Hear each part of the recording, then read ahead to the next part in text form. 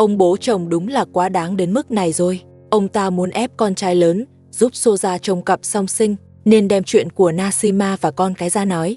Nếu con trai lớn không làm theo ý ông ta sẽ đuổi Nashima và các con ra ngoài. Con trai lớn và Nashima tức lắm, nhưng cũng chẳng làm gì được ông bố chồng, vì ông ta cứ thiên vị Soja. Giờ sức khỏe của Nashima vẫn chưa ổn, họ cũng không dư tiền để thuê nhà, đành phải đồng ý theo yêu cầu của ông bố chồng. Con trai lớn nói với ông bố chồng, anh bất đắc dĩ mới phải nhượng bộ. Lần này ông bố chồng lại thắng nữa rồi, ông ta cũng coi như được như ý. Ông ta nói với con trai lớn, ông chỉ muốn cặp song sinh mau khỏe lại, nên mới làm vậy thôi, chứ không phải thiên vị Soja. Con trai lớn nói, anh cũng không muốn cặp song sinh gặp chuyện, anh cũng mong bọn trẻ sớm khỏe lại, nhưng Soja quá khó chịu, nên ông bố chồng đừng banh cô ta nữa. Chỉ vậy thì Soja mới có thể thay đổi, nếu không thì sau này chính ông bố chồng cũng bị Soja làm phiền. Ông bố chồng nói, ông vẫn biết điều, sở dĩ ông còn bảo vệ Soja là vì cặp song sinh còn quá nhỏ, bọn trẻ cần bú mẹ, đợi khi cai sữa rồi, thái độ của ông với Soja sẽ khác. Nashima nói, cặp song sinh còn nhỏ, không liên quan gì đến việc ông thiên vị Soja, tính cách Soja vốn đã vậy, nếu ông còn mặc kệ, mai sau cặp song sinh có khi cũng giống Soja. Ông bố chồng nói, bọn trẻ sẽ không như Soja, ông sẽ dạy dỗ chúng. Giờ ông bố chồng chẳng chịu nghe ai nói nữa.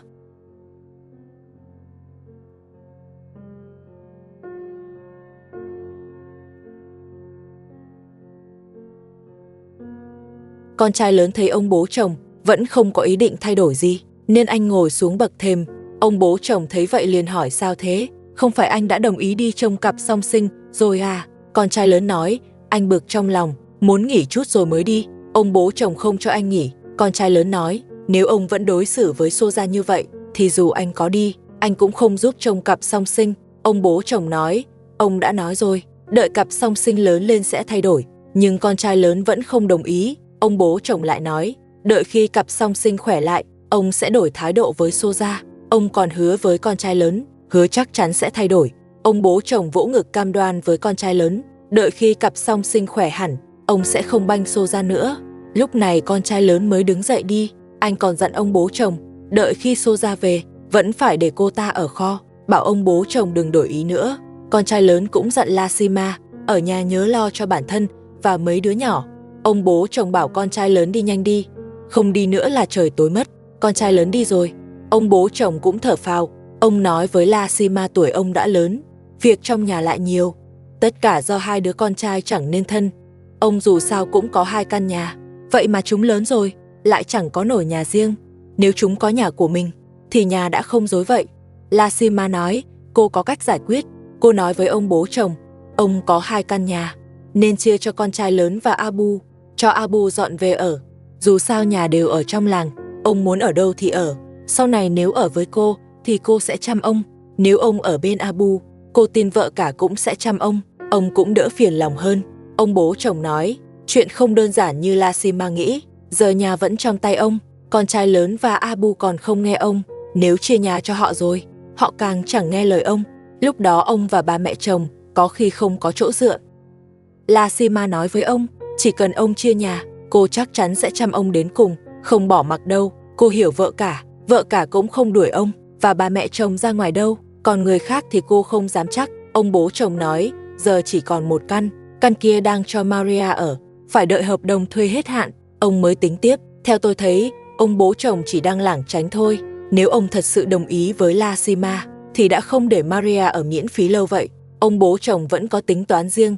Con trai lớn tới bệnh viện, Soja trách anh sao giờ mới tới, rồi bắt con trai lớn bế con, còn nói anh không quan tâm cô ta, chỉ biết lo cho Nashima. Con trai lớn nói, Soja gây chuyện quá nhiều, nên chẳng ai muốn tới giúp. Nếu Soja mà bị ốm, chắc càng không ai tới nữa. Soja nói, nếu mọi người không giúp, đợi cô ta về nhà, cô ta sẽ không để yên đâu. Con trai lớn bảo cô ta đừng nói nữa, không ai giúp Soja, là do chính cô ta thôi. Soja nói, cô ta không làm sai, rồi cầm đồ ra ngoài giặt xong thì trời cũng tối rồi.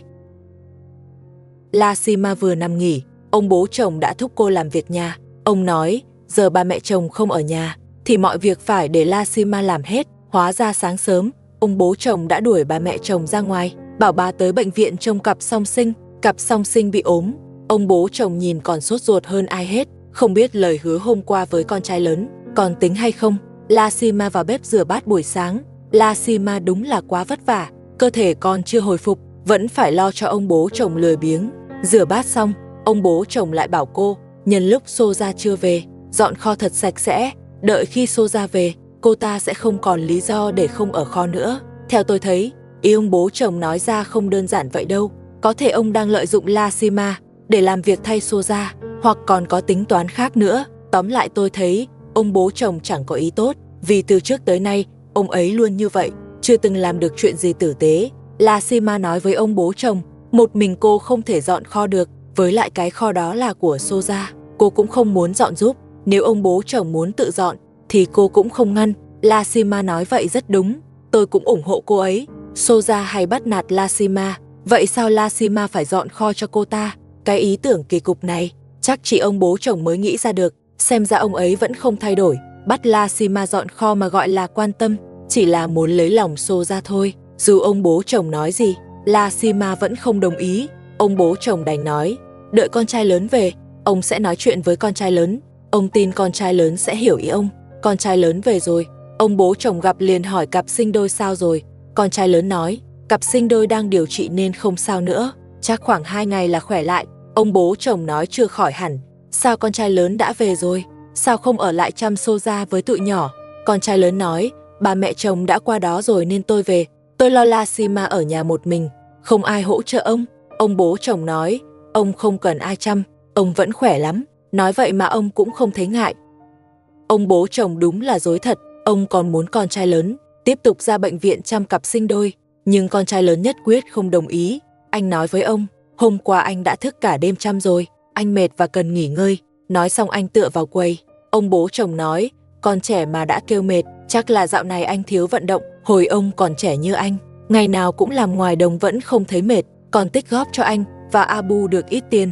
Nếu ông mà như anh, hở ra là kêu mệt, thì đâu xây được 2 căn nhà. Con trai lớn nói, ông có 2 căn nhà là thật, nhưng không căn nào là của tôi. Hôm qua tôi làm cả ngày, tối còn thức chăm cặp sinh đôi, sao tôi không mệt được? Ông nói, tôi không chịu làm ăn, nhưng mấy năm nay chi tiêu nhà mình, chẳng phải tôi lo sao? Lúc cưới nói rõ rồi, tôi lo cho ông về già, ông cho tôi căn nhà, giờ tôi lo rồi, nhà thì ông lại giữ lại, còn để Maria ở miễn phí. Ông nói Maria tội nghiệp, cho ở tạm một thời gian, giờ thì hay rồi, ông ký hẳn 3 năm luôn. Abu rời đi cũng vì ông ích kỷ, giờ ông còn muốn dạy tôi. Ai nói con không có chỗ ở, không phải con đang ở nhà ta ổn sao? Mấy năm nay chi tiêu do con lo, đó là việc con nên làm, sao ta không bắt người khác lo? Con trai lớn nói, giờ tôi đang khó khăn, ông hãy cho Maria dọn đi, để tôi qua đó ở, rồi gọi Abu về nữa. 2 anh em cùng chăm ông và bà mẹ chồng, như vậy tôi cũng đỡ áp lực hơn. La Sima cũng đồng ý với ý của con trai lớn, bảo ông nên cân nhắc kỹ. Ông bố chồng nói, chuyện này không có gì phải nghĩ, ông đã hứa cho Maria ở thêm 3 năm, ông không thể thất hứa để người ta nói. Con trai lớn nói với Maria thì ông giữ lời, còn với tôi thì ông lại không. Ông bố chồng nói, nhà đó sớm muộn cũng là của con trai lớn, bảo anh phải kiên nhẫn. Con trai lớn nói, vì chuyện nhà cửa, cả nhà cãi nhau suốt. Hồi trước, ông đuổi vợ cả và Abu đi, cũng vì chuyện nhà đúng không? Ông không hối hận sao? Ông bố chồng nói có gì mà hối hận. Abu ngày nào cũng ở nhà, tiền anh gửi về đều bị cậu ấy tiêu hết, đuổi đi thì còn tiết kiệm được chút. La Sima nói, vậy vợ cả cũng lười như thế sao? Sao ông cũng đuổi cô ấy đi? Ông bố chồng nói, đuổi vợ cả không phải ông, là bà mẹ chồng bảo La Sima đi hỏi. Ông bố chồng trách con trai lớn không nên thân, tới giờ vẫn nhớ cái nhà đó. Con trai lớn trách ông lừa anh, lúc cưới đã hứa rõ rồi, sẽ cho anh nhà cưới, giờ lại đổi ý. Ông bố chồng nói, ta không hứa cưới xong là cho nhà, ta chỉ nói sau này, ta không còn nữa mới cho, nếu con trai lớn đợi không nổi thì tự tính. Con trai lớn nói, mấy năm nay tôi kiếm được bao nhiêu, đều đưa ông để lo cho ông rồi, giờ tôi không có khả năng xây nhà. Ông bố chồng nói, vậy thì không trách ông được, là do chính anh thôi, nhà ngày nào cũng rối thế này, ông cũng là một phần lớn. Con trai lớn bực quá không muốn nói nữa, có thời gian thì anh thả giúp La Sima dọn nhà. Con trai lớn vào bếp rửa chén, ông bố chồng lớn tiếng, rửa chén là việc của La Sima, có thời gian thì đi dọn kho đi, để Soja về còn có chỗ rộng rãi mà ở. Con trai lớn nói với ông, trong mắt ông chỉ có Soja thôi, tôi giúp La Sima dọn việc nhà thì sao? Cô ấy cũng là con dâu của ông, cô ấy còn đang bị thương, ông không thể công bằng một chút sao? Ông bố chồng nói, ông có 3 nàng dâu, trong đó chỉ Soja còn trẻ, lại còn sinh cặp song sinh, giờ cô ta không có chỗ ở, ta bảo dọn cái kho thì có gì sai, ta cũng muốn hai người làm lành, dọn kho cho cô ta, cũng để Soja thấy chút thành ý. Con trai lớn nói với ông, trong mắt Soja, dù ông có cho hết nhà cửa, cô ta cũng chẳng nhớ ơn đâu, ông đừng cố lấy lòng nữa. Ông bố chồng không nói lại con trai lớn, lại quay sang sai La Sima đi giặt thảm. Ông đúng là thiên vị quá. La Sima còn chống gậy, sao giặt thảm nổi?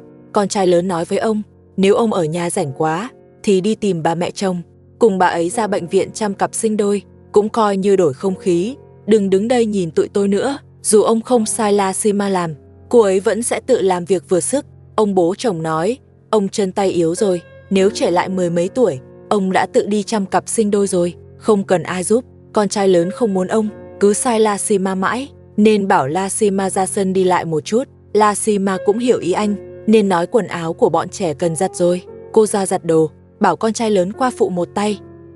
Con trai lớn không đồng ý yêu cầu của ông bố chồng. Ông bố chồng liền liên tục sai La Sima làm việc. Con trai lớn nhìn không nổi nữa, anh lấy cớ có đồ cần giặt, rồi đưa La Sima ra sân. Con trai lớn giận La Sima, sau này ông bố chồng có sai việc làm được thì làm, việc không làm được thì cứ từ chối, cố gắng tránh đứng trước mặt ông ấy nhiều. Nói xong con trai lớn đi lấy quần áo của bọn trẻ. La Sima nói để cô giặt, con trai lớn bảo cô cứ đi lại trong sân, mong cô mau khỏe lại. Gặp ông bố chồng thiên vị như vậy, La Sima chỉ còn cách né đi. Con trai lớn gom quần áo lại, rồi lấy chậu bắt đầu giặt. Người quay phim nói với con trai lớn, anh có thể như Abu chọn rời đi. Con trai lớn nói, anh cũng từng nghĩ vậy, nhưng nếu anh đi luôn, với tính của Soja, cô ta không thể chăm ông bố chồng và bà mẹ chồng.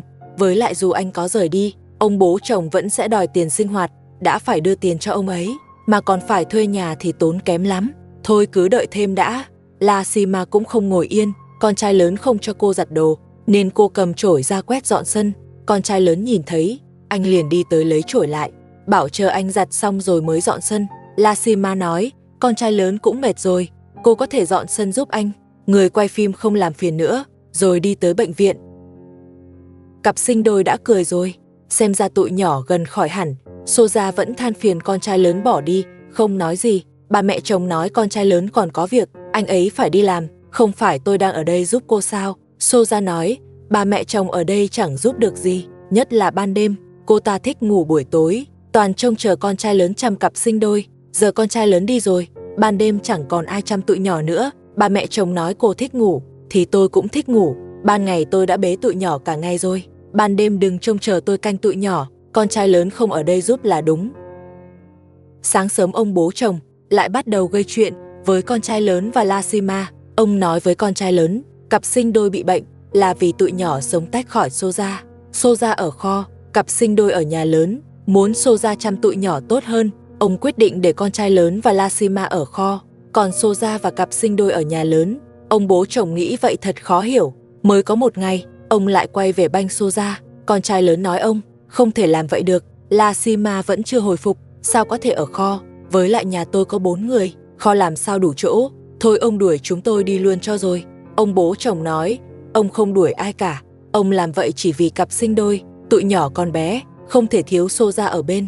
Con trai lớn nói, trong miệng ông ngày nào cũng chỉ nhắc Soja, La Sima mới là người lo cho ông từng bữa, sao ông chẳng nhớ một điều tốt của cô ấy? Nếu ông thật sự quyết như vậy, tôi sẽ cùng La Sima đưa bọn trẻ rời đi. Ông bố chồng nói, ông hiểu tâm trạng con trai lớn, nhưng ông muốn anh nhớ, dù anh có rời khỏi đây, vẫn phải nộp tiền sinh hoạt mỗi tháng. Nếu con trai lớn đã quyết, thì cứ đi bất cứ lúc nào. La Sima còn muốn nói lý với ông, con trai lớn bảo thôi đi, ông ấy rõ ràng đang thiên vị Soja, mình thu dọn rồi đi thôi. Ông bố chồng lại nói với La Sima, bảo cô khuyên con trai lớn, nếu các con đi, ta không dám chắc 2 căn nhà sẽ có phần của các con. Ông bố chồng luôn lấy chuyện nhà cửa ra nói, đúng ngay điểm yếu của con trai lớn và La Sima. Con trai lớn nói với ông bố chồng, nếu chúng tôi đi rồi, thì ông cứ nhìn Soja gây chuyện đi, mai mốt, cô ta đuổi ông và bà mẹ chồng ra ngoài, đừng gọi điện cho tôi nữa. Ông bố chồng nói con trai lớn là con ông, gặp khó khăn thì ông sẽ tìm con trai lớn giải quyết. Con trai lớn nói, tôi không phải con ông, tôi không có người cha đảo trắng thay đen như ông. Nói xong anh quay người bỏ đi. Ông bố chồng lại kéo Lasima, bảo cô không được đi cùng con trai lớn, rồi hỏi Lasima có còn muốn nhà không. Lasima nói, đương nhiên cô muốn có nhà, nhưng bắt tụi tôi ở kho là chuyện không thể, không thực tế. Ông bố chồng nói, ông cũng biết là làm vậy tủi thân, nhưng nếu để mọi người ở chung trong nhà lớn thì sẽ lại cãi nhau. Ông bố chồng cứng đầu ép con trai lớn và Lasima phải ra kho ở. Con trai lớn không do dự chút nào, thẳng thừng từ chối. Ông bố chồng bảo con trai lớn tránh ra, rồi lại quay sang tìm cách thuyết phục Lasima. Ông nói để Soja ở nhà lớn, hoàn toàn là vì cặp sinh đôi. Cặp sinh đôi là cháu của ông, Lee Min-ho cũng là cháu, ông cũng quan tâm như nhau. Giờ Lee Min-ho đã lớn rồi, nhà các con lại khó khăn, con trai lớn cũng không đủ khả năng xây nhà, chỉ cần mọi người ở lại. Ông hứa sẽ để lại nhà cho Lee Min-ho và cặp sinh đôi mỗi người một căn. Giờ ông sức khỏe không tốt, nếu mọi người bỏ đi, ông không dám chắc Soja sẽ chiếm hết nhà cửa. Lasima nói, ông hay nói mà không giữ lời, hôm qua còn nói Soja phải ở kho, hôm nay lại đổi ý, thật khó tin.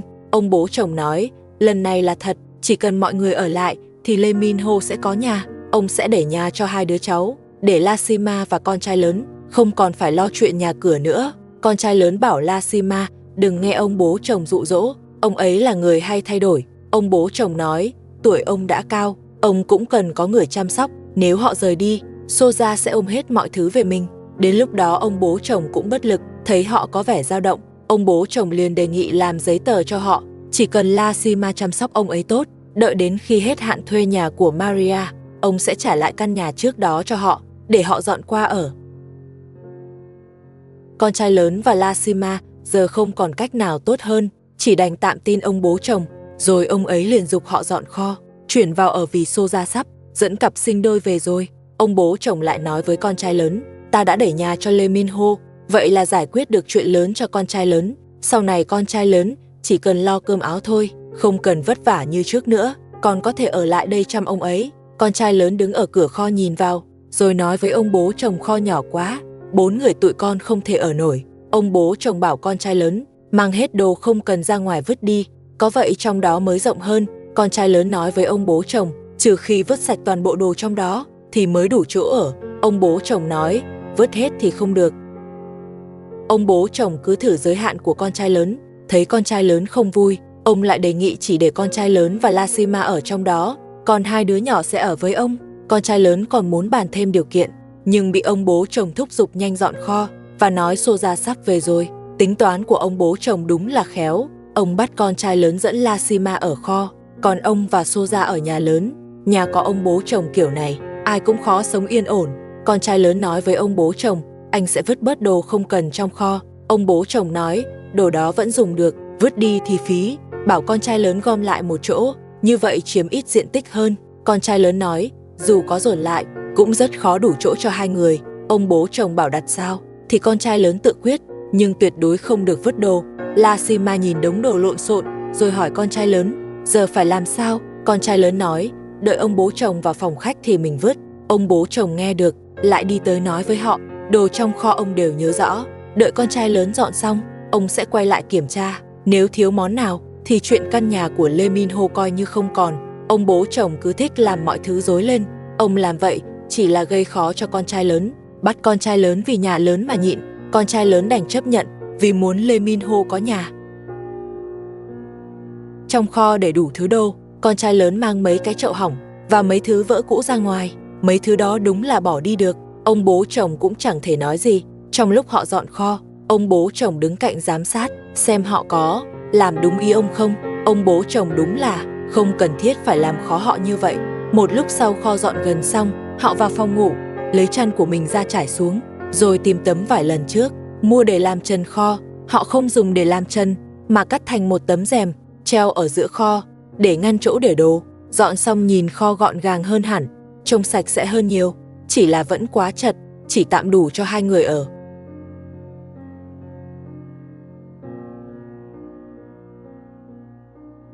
Cặp sinh đôi đã chuyển xong, Soja đang bận chỉnh cho con, sợ lúc con chơi lại chạm vào kim. Soja đối với người khác rất lạnh lùng, nhưng với cặp sinh đôi thì lại khá để tâm, cũng dễ hiểu thôi, vì tình mẹ vẫn ở đó. Nếu Soja đối với cặp sinh đôi cũng như với người khác, thì thật sự quá đáng. Cặp sinh đôi thấy người quay phim lại cười, xem ra đứa này gần như hồi phục rồi, sắp có thể về nhà, còn đứa kia nằm trên giường, trông vẫn hơi yếu, cần theo dõi thêm một thời gian nữa. Soja gọi bà mẹ chồng đừng nghỉ nữa, bảo bà ngồi dậy trông cặp sinh đôi, tụi nhỏ đói rồi, cô ta đi làm đồ ăn cho tụi nhỏ. Một lúc sau, Soja lấy từ căng tin vài món, bảo bà mẹ chồng đút cho bé, còn cô ta lại tiếp tục đi lấy thêm, rồi tiếp tục điều trị cho đứa còn lại, vừa chỉnh thiết bị Soja, vừa cầu nhàu bà mẹ chồng, bảo bà lát nữa về thay con trai lớn tới. Bà mẹ chồng hỏi vì sao, Soja nói, đêm qua bà mẹ chồng ngủ còn ngon hơn cô ta, cặp sinh đôi quấy cả buổi bà cũng không tỉnh, toàn cô ta phải dậy chăm, hôm nay cô ta không muốn bà ở đây nữa, phải đổi thành con trai lớn. Bà mẹ chồng nói, con trai lớn ban ngày phải đi làm, nếu ban đêm không ngủ thì làm sao đi làm, bảo Soja đừng bày vẽ nữa, bà ở đây là được rồi, ban ngày bà trông cặp sinh đôi, ban đêm để Soja trông, như vậy chẳng phải rất ổn sao, đừng để con trai lớn chạy đi chạy lại nữa. Bà mẹ chồng nói vậy rất hợp lý, con trai lớn thật sự không có thời gian chăm cặp sinh đôi, vì anh còn đang bận dọn kho ở nhà. Cặp sinh đôi hình như hơi ho khan, Soja dùng máy để xông cho bé, nhóc con không hợp tác lắm, cứ quay qua quay lại nhìn bà mẹ chồng. Soja thấy vậy, liền bảo bà mẹ chồng đứng dậy, đứng trước mặt bé, cho dễ xông. Bà mẹ chồng nói, bà đã bế bé cả ngày rồi, bà mệt lắm. Soja không thể tự xoay người một chút sao, cô quay sang phía bà là được mà. Soja xoay người một chút, vừa khéo đối diện bà mẹ chồng, nhóc con cũng chịu hợp tác hơn. Xông xong rồi, Soja giao bé lại cho bà mẹ chồng, rồi qua chỗ đứa còn lại, bắt đầu xông tiếp. Vợ cả giờ đã sống yên ổn rồi. Trước đó, cô bị ba mẹ chồng và Soja đuổi ra ngoài. Lúc ấy tôi còn thấy bức xúc, nhưng giờ nghĩ lại, đúng là nên cảm ơn bà mẹ chồng và Soja. Chính họ đã khiến vợ cả có cuộc sống tốt hơn. Giờ Abu ra ngoài làm việc kiếm tiền, còn vợ cả chỉ cần ở nhà, chăm con là được, không phải tính toán với ai nữa, cũng không bị người khác bắt nạt.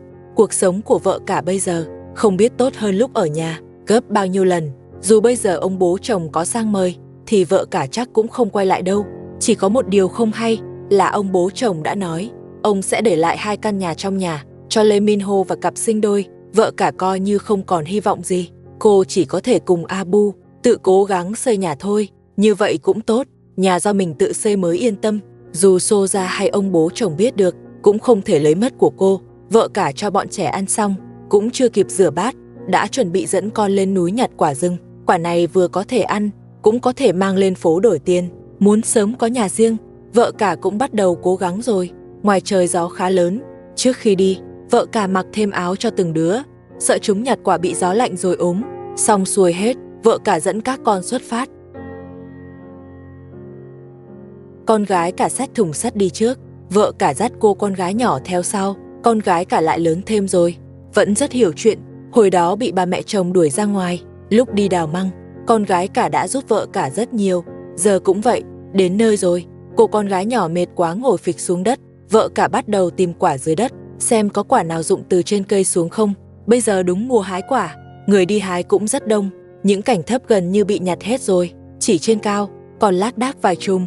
Vợ cả nhặt đá ném lên để làm rụng quả xuống. Con gái cả đứng dưới nhặt vào thùng. Vợ cả ném khá chuẩn, mỗi lần đều rơi xuống được vài quả. Hái xong cây này, vợ cả lại dẫn con qua cây khác, loay hoay cả buổi, cuối cùng cũng có thu hoạch. Nhìn số quả nhặt được, ít nhất cũng khoảng hơn chục cân. Vợ cả coi như được một mẻ khá ổn. Bên kia kho cũng dọn gần xong rồi, con trai lớn tính chuyển cái bếp đi chỗ khác, để bên trong rộng thêm chút. Lasima bảo cứ để bếp ở đó đi, dù hơi chật một chút, nhưng họ vẫn có thể đun nước và nấu ăn tại đây. Sau này họ chỉ nấu phần của mình. Ông bố chồng đã cho Soja ở nhà lớn, thì để Soja lo chuyện ăn uống cho ông ấy. Lasima hiền như vậy mà cũng bắt đầu khó chịu. Lần này ông bố chồng đúng là quá đáng. Con trai lớn cũng ủng hộ cách này, chỉ cần lo cho cô và mấy đứa nhỏ là được. Không có việc thì hạn chế vào phòng khách, bếp, đỡ lại phát sinh chuyện. Con trai lớn nối ống dẫn ga, rồi vào kho bảo Lasima thử bếp. Bếp cháy lên rồi, con trai lớn bảo Lasima đun nước pha trà. Lasima nói, trong kho không có ấm chén.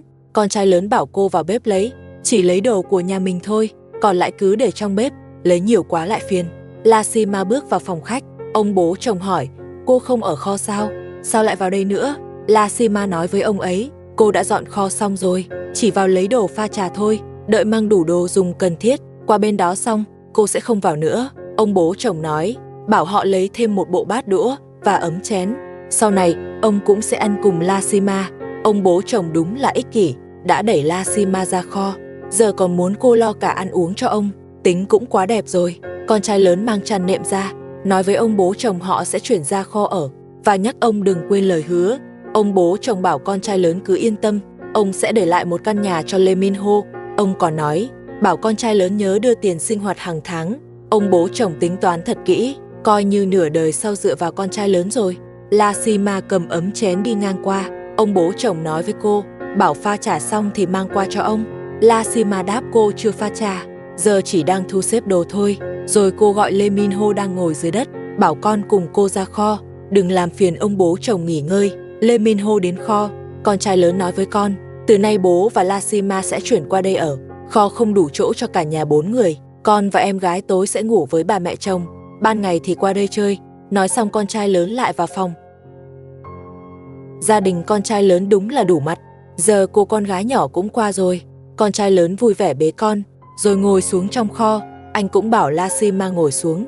Con trai lớn nói, dù tạm thời chưa ở được nhà lớn, chỉ có thể ở trong kho chật chội, nhưng mình đã dọn sạch sẽ rồi, cũng sẽ đỡ hơn trước. Khi nào kiếm đủ tiền, anh sẽ quét sơn lại kho, nhìn sẽ không còn bẩn nữa. Con trai lớn cũng bất đắc dĩ mới nhượng bộ ông bố chồng, vì trong tay anh không có tiền. Tiền kiếm được trước kia đều bị ông bố chồng lấy làm tiền sinh hoạt. Anh còn bị ông bố chồng lừa nữa, vì ông ta có vốn liếng, chính là mấy căn nhà trong tay. Ông bố chồng dùng chuyện nhà cửa để ràng buộc người khác. Trước đây ông từng hứa nhà với vợ cả, bảo cô chăm ông lúc ốm đau, nhưng vừa khỏe lại thì lập tức thay đổi. Dù ông không trực tiếp đuổi vợ cả đi, nhưng thật ra chính ông bố chồng đã ngầm xúi bà mẹ chồng và Soja làm vậy. Soja đuổi vợ cả đi thì cơ hội của Soja càng lớn hơn. Sau đó ông bố chồng lại định lặp lại chiêu cũ, hứa cho Soja căn nhà, mong Soja chăm sóc ông ấy. Nhưng từng có bài học trước đó rồi, Soja không những không chăm ông ấy, mà còn suýt khiến ông ấy phải rời đi. Cuối cùng ông bố chồng lại gọi con trai lớn quay về, nói cho cùng, ông bố chồng mới là người tạo ra mâu thuẫn trong nhà. Nếu ông ấy không để nhà cho Maria ở, mà chia cho Abu và con trai lớn mỗi người một căn, thì đã không phát sinh nhiều chuyện như vậy. Lassima vào bếp lấy đồ để làm bữa sáng. Ông bố chồng thấy vậy, liền hỏi cô đã pha trà chưa. Lassima nói, cô bận dọn kho suốt, không có thời gian pha trà. Giờ bọn trẻ đói rồi, cô định lấy ít bánh và dụng cụ nấu nướng, làm bữa sáng cho tụi nhỏ. Ông bố chồng nói, ông ấy cũng đói rồi, bảo Lassima làm thêm chút, rồi mang qua cho ông ấy.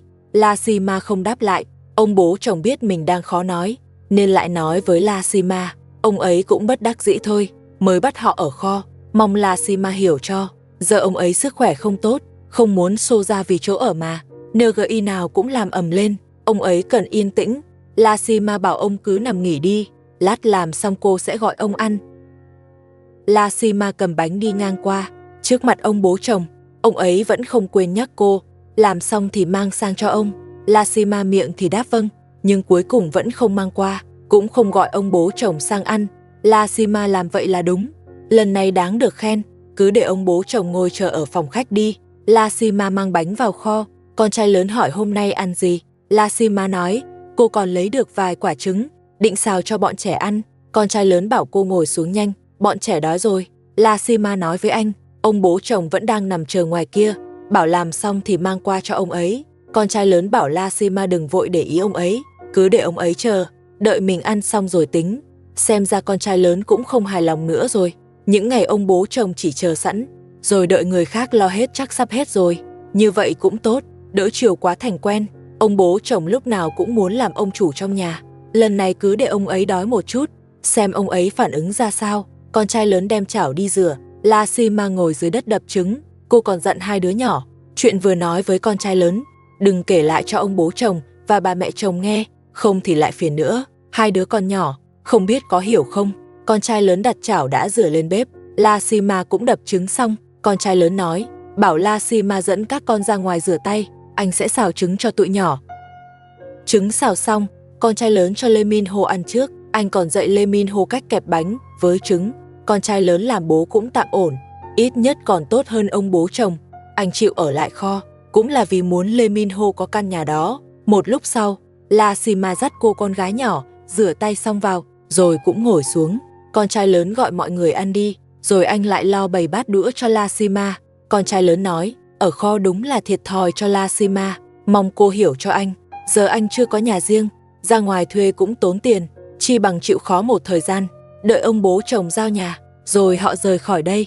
La Sima cũng bảo cô hiểu, nhưng cô giục con trai lớn đi viết giấy tờ với ông bố chồng, chứ không sau này ông ấy lật kèo thì sao. Con trai lớn bảo anh biết rồi. Con trai lớn và La Sima ngồi trong kho, vừa nói vừa cười, gần như quên sạch chuyện phải gọi ông bố chồng ăn. Con trai lớn chỉ lo chơi với cô con gái nhỏ. La Sima cầm bánh đút cho con. Trên bếp vẫn đang đun nước nóng, kho tuy chật nhưng lại ấm áp, đến mùa đông chắc còn dễ chịu hơn. Con trai lớn uống trà tự pha, vừa uống vừa nói chuyện với La Sima. Đúng lúc đó, ông bố chồng ngoài phòng khách gọi, hỏi con trai lớn đã pha trà hay làm cơm chưa. Ông ấy vừa khát vừa đói. Con trai lớn nghe ông bố chồng gọi, liền đứng dậy nói với La Sima, anh sẽ ra gọi ông ấy. Nếu không ra gọi, lát ông ấy tự qua thấy họ đang ăn uống, thì khó nói chuyện. Cũng đúng lúc ông bố chồng gọi, chứ nếu không, ông ấy chắc chẳng có bữa đâu. Con trai lớn ra trước mặt ông bố chồng, nói trà và đồ ăn đều đã xong, họ đang chuẩn bị qua gọi ông. Ông bố chồng nói ông biết hết rồi, vì ông đã ngửi thấy mùi trứng. Lâu như vậy rồi, chắc họ ăn trước rồi chứ gì. Nếu không phải ông gọi, thì hôm nay ông đói thật rồi. Ông bố chồng đúng là tinh lắm, không phải dạng vừa đâu. Ông còn bảo con trai lớn đỡ ông dậy, nói ông đói đến mức không đứng nổi. Con trai lớn đỡ ông ấy dậy, rồi nói họ chưa ăn, chỉ có hai đứa nhỏ ăn trước thôi. Ông bố chồng lại nói, trứng làm lâu vậy rồi, chắc họ cũng đã ăn hết rồi, chỉ lấy bọn trẻ làm cớ. Rồi nói ông đâu có làm gì họ, còn cho họ ở kho, ăn cơm mà không gọi ông thì không được. Con trai lớn đáp, giờ không phải đang gọi ông đây sao, có ai nói là không gọi đâu. Ông bố chồng đến cửa kho hỏi La Sima, có phải cô giận vì bị sắp ở kho không? Đồ ăn làm xong lâu thế mà không gọi ông. Ông nói, ông đã ngửi thấy mùi trứng từ sớm rồi. Nếu ông không gọi con trai lớn, thì hôm nay ông khỏi có bữa đúng không? La Sima đúng là nghĩ vậy, nhưng cô không dám nói thẳng. Cô chỉ nói trứng làm xong sớm, nhưng đang đợi nước sôi để pha trà. Cô cũng định bảo con trai lớn ra gọi ông. Đúng lúc ông gọi trước, ông bố chồng nói, ông biết họ không hài lòng với cách sắp xếp của ông, nhưng không thể bỏ mặc ông được, cũng không thể để ông phải chờ bữa. Ông nói mà như mình rất đúng, không thấy ngại chút nào. Nói xong, ông bố chồng lại dặn Lê Min Ho bên cạnh, bảo con nhớ, sau này La Sima nấu xong thì phải gọi ông ăn cơm. Rồi còn nói thêm, nhớ kỹ đó, nấu xong là phải gọi ông. Gặp ông bố chồng như vậy thì phải làm sao đây?